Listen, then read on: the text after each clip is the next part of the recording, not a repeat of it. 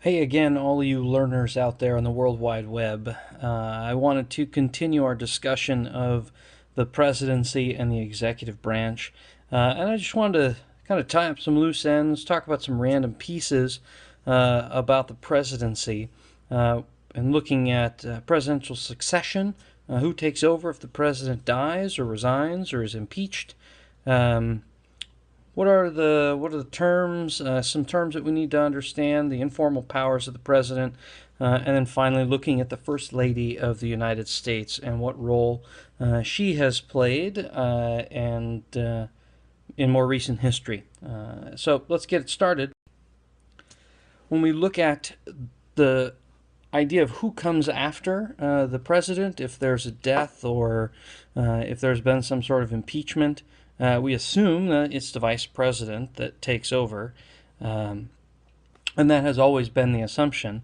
We'll point out a little unknown fact about that a little bit later. But oftentimes we think, oh, the president gets thrown out, they've been impeached. I want to make sure you understand that the impeachment process is done by the House, and those are formal charges that are brought. Like a criminal gets charged with a crime, and then it gets moved to the Senate, where the Chief Justice heads up the Senate, where the president is then put on trial. Only two presidents have officially been impeached in our American history. Andrew Johnson, post-Civil War, post-Lincoln assassination president, and Bill Clinton. Neither of them were convicted in narrow margins in the Senate, but we've never actually thrown a president out of office. Richard Nixon is somebody you might consider, but we didn't impeach him, nor did we throw him out. He resigned under the pending impeachment, and then, of course, pending conviction. When we talk about presidential succession, though, we actually didn't have anything on the books until we had the 25th Amendment. And in Article 2, Section 1, Clause 6, it was ambiguous. Like, what was supposed to happen if something happened to the president? Well, we always just assumed it would be the vice president, but there was nothing on the books. There was nothing in the Constitution that set it up. So we had many presidents that took over. In fact, Lyndon Johnson, after Kennedy's assassination, it was kind of like, well, what do we do here? And there was no official documented record of what was supposed to happen. So that was a little bit of a change with the 25th Amendment that codified who became president. But it also talks about what happens if there's a presidential disability, what happens if members of the cabinet think that the president is incapacitated. If you ever watched Air Force One, the movie, you've probably seen that or thought about that. Now, if we look at the presidential succession, it's the vice president under the 25th Amendment, and then it would be the Speaker of the House, then it would be the President pro tempore of the Senate, and then on down, Secretary of State, Secretary of Treasury, Defense, Attorney General, and then from there, the order in which they became cabinet positions.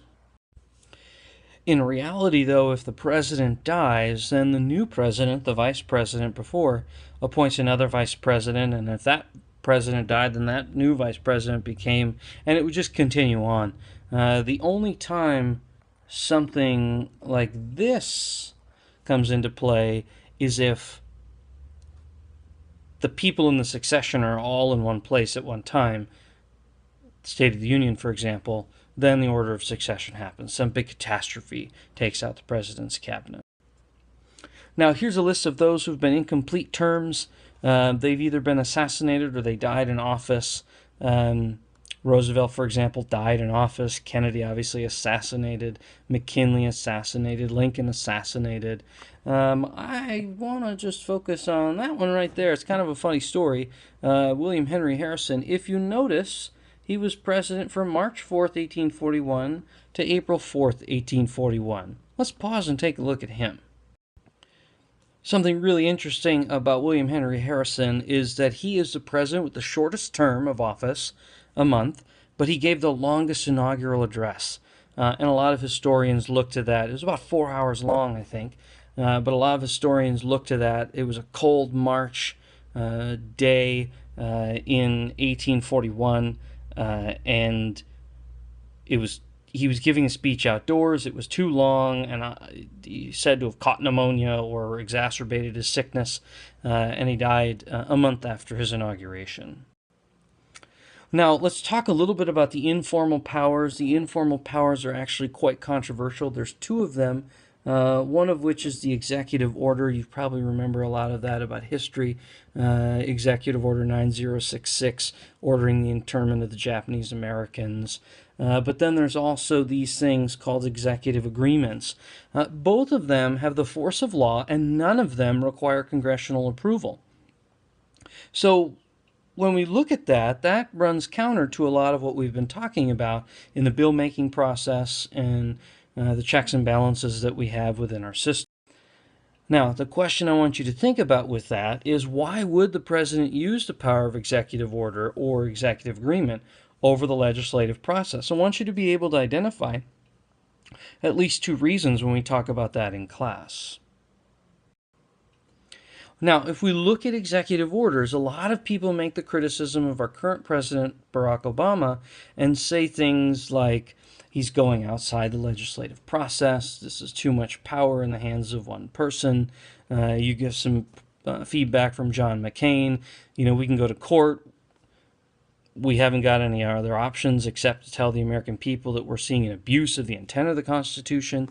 Ted Cruz talks about a pattern of lawlessness. Representative Bachmann talks about the lawless president and how it's unconstitutional what he's doing. But it's interesting, if you look at where Obama ranks in terms of use of executive order, you have really him at the bottom of the list of modern presidents. Truman, 907 executive orders. Eisenhower, Reagan, Clinton all outrank. Even George W. Bush, in 2001 to 2009, issued more executive orders. And I do want to point out that this is updated as of February 2nd, 2014. So it's relatively recent. And we have to look at that criticism of using executive order with that in mind. Now, let's talk a little bit about these last pieces. The First Lady of the United States, oftentimes seen as a very political figure, depending on who she is, but she really has no government position officially. A lot of them get involved politically because they've been at the right hand of their husband running for president. And in more recent times, they've focused and tended to focus on a single issue or a single set of issues. For example, if we look at the modern first ladies, just talk a little bit about the pet issues of each one of these. If we look at Nancy Reagan, Nancy Reagan became very, very famous for her Just Say No campaign. It was an anti-drug use campaign that was all over elementary schools and high schools and all over the news media. And that was her issue, was trying to focus on drug use and abuse in the United States and bring an end to that through government programs and policy. Barbara Bush, the wife of George H.W. Bush, was very, very active in volunteer organization. She and her husband helped start and sit on the board of the 1,000 Points of Light Foundation, which is a national volunteer clearinghouse and volunteer services organization. Hillary Clinton, who is, of course, quite controversial, but also quite politically active, took on her role as First Lady of the United States and really ran with it in a very political way. Her husband tapped her to look at the issues of universal health care and government-sponsored health care. She became quite a prolific writer and wrote a very famous book called It Takes a Village, actually a Grammy award-winning First Lady.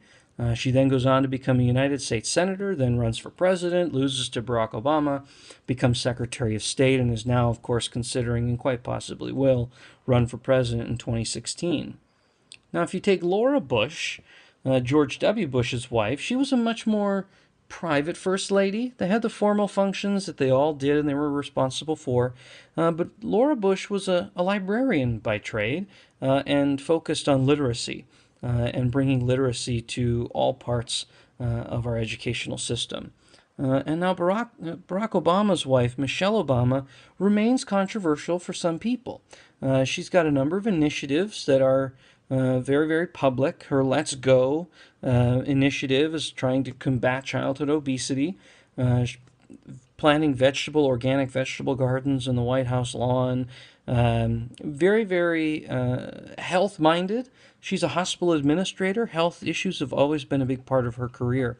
So when we look at the first ladies in the modern times, they really have taken a lot of different perspectives and a lot of pet issues that they've used the gravity of the office of the First Lady of the United States to promote. If you got any questions, write them down. If you need to replay this, go back to the beginning, take your notes, and fill in the holes, and we'll see you in class.